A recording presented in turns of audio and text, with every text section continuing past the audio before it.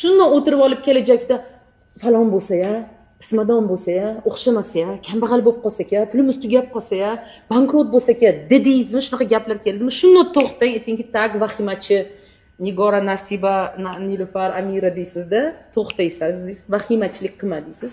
Yo'q narsa deysiz. Sen hozir qo'rquvingga ishonch keltiryapsan. Bizda esa Alloh bor. Alloh hammani rizqini beryapti, senikini ham beradi. Qanday bo'lsa, nimasi senga xayrli bo'lsa, o'shanisini olasan deysizda, tinchlanasiz. Va hozir va shu yerda baxtliman, hozir va shu yerda bo'lyapti deysiz. Miya, ongga farqi yo'q.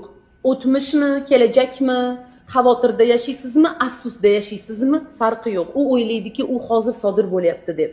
Shuning uchun har gal hayolingizda o'tmish kelsa, shuni to'xtang, aytingki, tak, jabriyani o'chiramiz. Jabriyda funksiyasi hozir yo'qolib qoldi bizda, o'chiramiz, bizga kerak emas. Hozir va shu yerda men baxtliman. Hozir va shu yerda hayotimni chiroyli qilish o'zimning qo'limda. Hozir va shu yerda men hayotimni go'zal yashayapman. O'zgartira olaman. Meni qo'limda. Hayot rulim o'zimning qo'limda. Hammasini chiroyli qilaman. O'tmish muhim emas.